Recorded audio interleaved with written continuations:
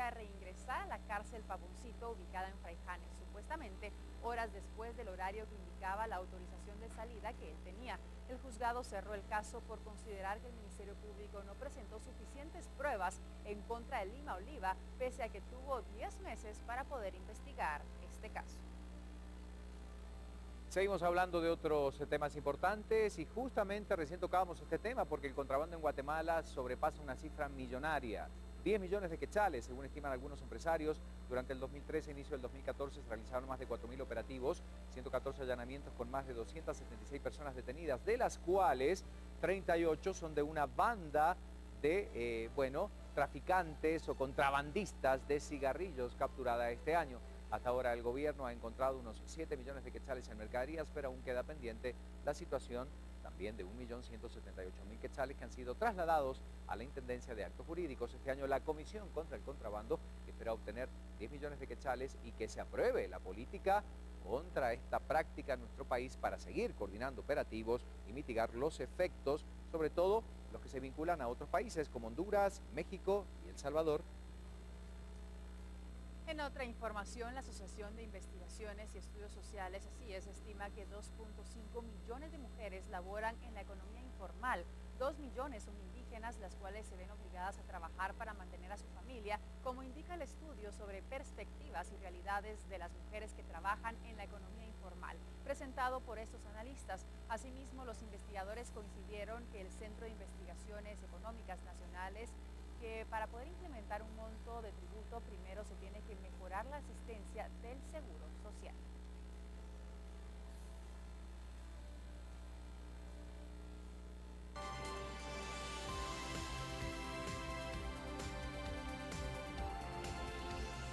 Bueno, y felices de poder compartir este espacio con ustedes y siguiendo con el ritmo informativo nos vamos a las calles nuevamente con Otto Ángel.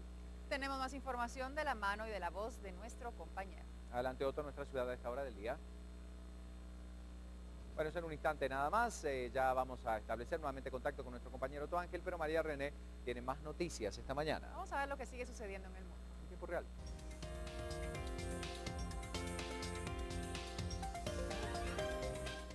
Bueno, ya lo habíamos adelantado, sí, estábamos observando Prensa Libre, lo que nos contaba en su sección económica.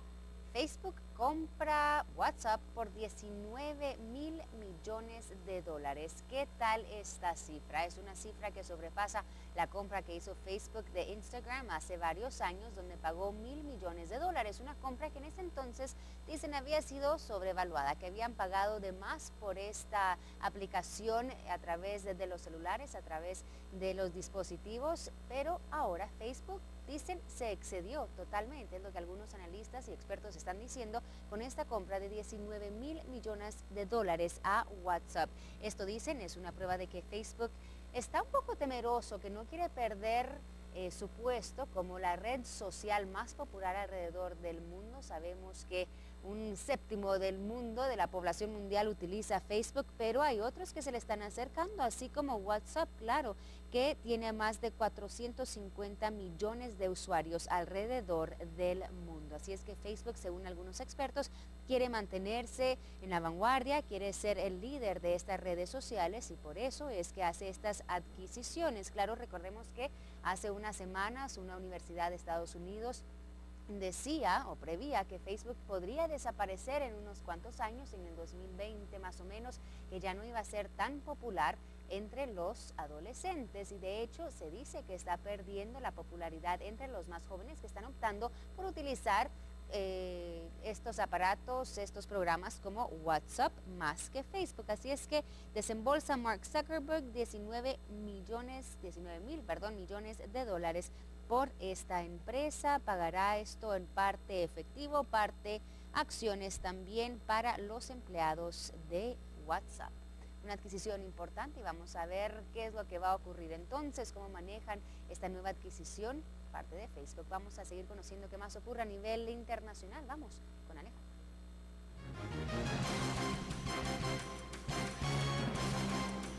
En efecto, Mariana, seguimos, muchas gracias. El presidente del gobierno español, Mariano Rajoy, defendió la validez de la reforma de la ley del aborto que propugna su gabinete y que la oposición critica por restrictiva, aunque admitió la posibilidad de negociar el texto que promueve. Rajoy mantuvo un debate en el Congreso de los Diputados con el líder del opositor Partido Socialista, Alfredo Pérez Rubalcaba, cuya formación aprobó en 2010, cuando estaba en el gobierno, una ley de plazos para la interrupción del embarazo. El principal grupo talibán de Pakistán anunció sus condiciones para el cese de las hostilidades y el avance en el proceso de paz, entre las que destacó el fin de la matanza de insurgentes por parte de las fuerzas gubernamentales. Un portavoz de esa agrupación dijo a un diario pakistaní que sus combatientes son atacados, arrestados y asesinados en encuentros con la policía, por lo que el equipo negociador del gobierno debe garantizar que esos actos finalicen de inmediato. Al menos 4 personas murieron y un centenar resultaron heridas en un doble atentado perpetrado cerca del Centro Cultural Iraní, en el barrio de Bir Hassan, en el sur de Beirut. En un nuevo ataque contra los feudos chiíes, las explosiones reivindicadas por las brigadas Abdallah Assam vinculadas a Al-Qaeda se produjeron también cerca de la embajada de Kuwait y de las oficinas de la televisión iraní Al-Alam. Noticias del mundo aquí en Viva la Mañana. Faltan 5 minutos para las 8. Vamos a Ricardo. Bueno, hay que seguir, por supuesto, y vamos a hablar del fútbol internacional. También lo habíamos anticipado. Vamos a destacar varias victorias. Nos metemos de lleno entonces a las disciplinas internacionales futbolísticas. El Atlético de Madrid, el Bayern Múnich, en el marco de los octavos de final de la Champions League. Aquí un resumen completo de lo que pasaba con estos partidos.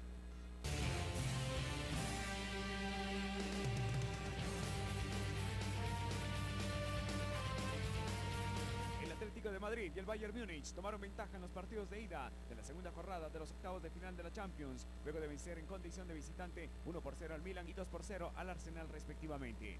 El primer encuentro se realizó en el estadio Giuseppe Meazza, donde el Milan fue local frente al Atlético de Madrid, y en una primera parte donde simplemente un disparo de Kaká, el balón se estrelló en el travesaño y luego un cabezazo que se fue al paral fueron las más claras a favor de los italianos. Cuando todo parecía que el juego iba a concluir empatados sin goles, apareció Diego Costa al minuto 83 para sentenciar con un cabezazo a la historia del juego de ida.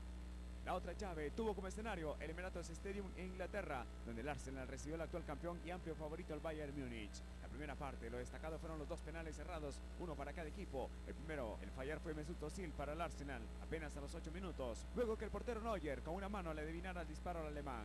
Posteriormente, una falta de Chesney sobre Robben. El árbitro expulsa al portero polaco. Al cobro llega David Alaba, quien también falló con un disparo al paral. En el complemento llegaron los goles. El primero al minuto 54, donde Toni Kroos anotó un golazo a favor de Bayern. Y sobre el final apareció el segundo del campeón vía Thomas Müller al minuto 88 para que los alemanes encaminen de buena forma a la defensa del título. Esto fue lo más relevante del deporte internacional. Para Viva la Mañana, Luis López.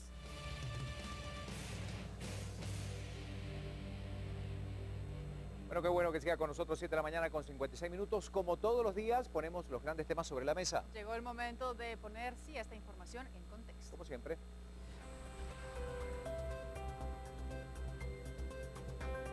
Bueno, en contexto vamos a tocar un tema importante que muchas veces dejamos al lado, y sí es la atención que se le da a los pacientes, los derechos de los pacientes a la hora de acercarse a un hospital, a una clínica, especialmente cuando hablamos quizá de aquellos que son públicos nacionales. ¿Cuáles son esos derechos? ¿Se vulneran estos derechos? Bueno, nosotros vamos a conocer más a profundidad este tema. Vamos a empezar esta mañana con la siguiente nota.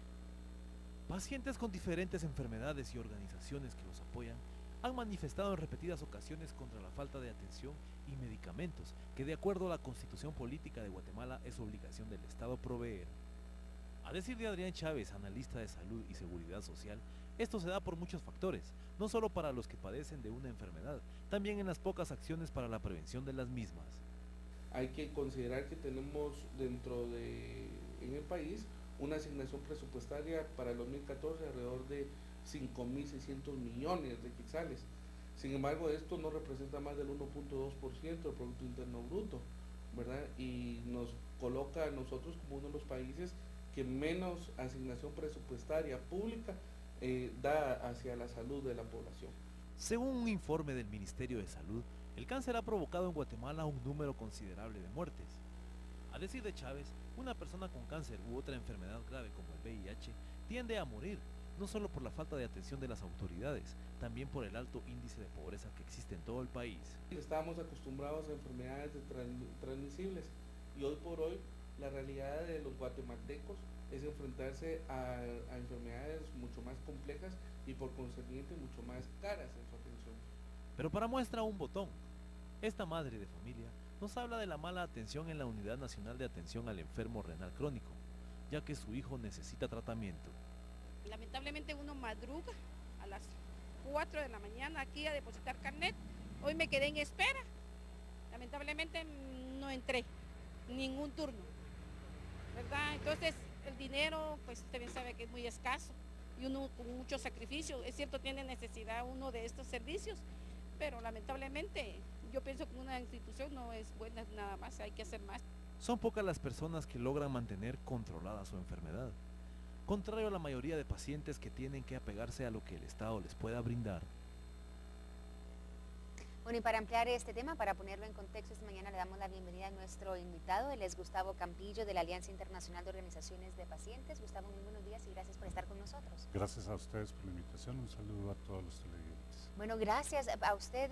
Una breve radiografía que vemos de cómo quizás se violan, se vulneran los derechos de los pacientes en Guatemala.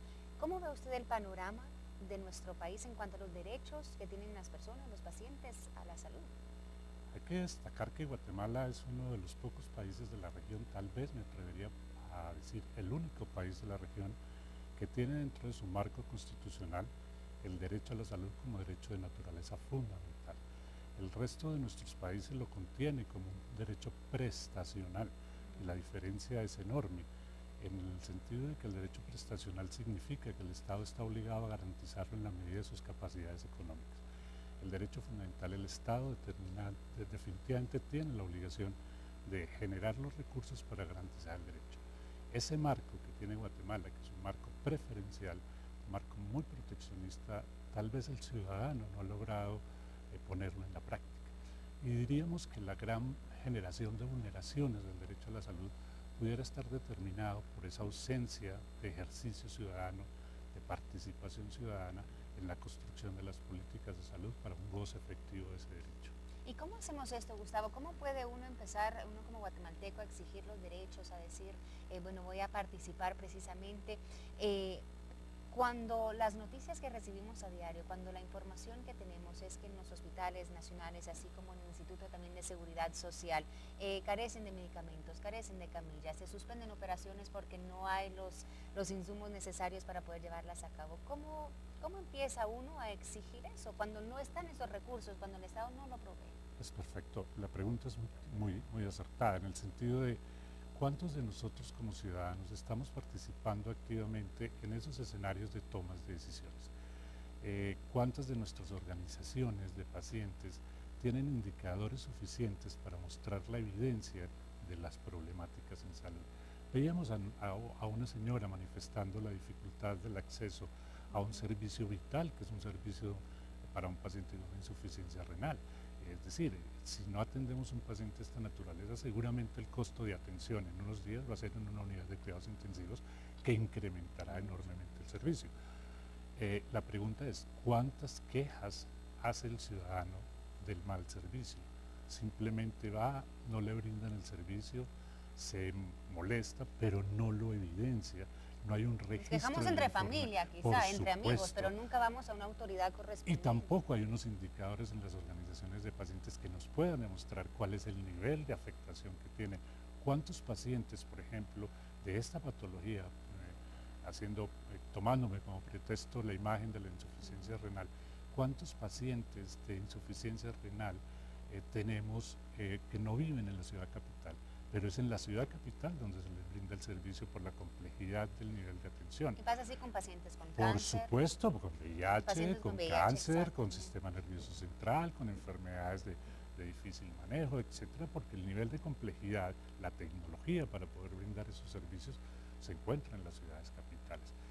¿Cuántas personas con estas condiciones de salud viven a más de 2 o 3 horas de la ciudad y tienen que venir, al caso de la señora, seguramente a encontrar una negativa al servicio, con un desplazamiento? Y si lo ponemos más dramático, Imaginémonos ese mismo paciente, una madre cabeza de familia que tiene 3 hijos y que está sola y que no tiene quien le cuide a sus 3 hijos mientras se desplaza 3 horas a la ciudad. Esos indicadores, ¿en dónde están?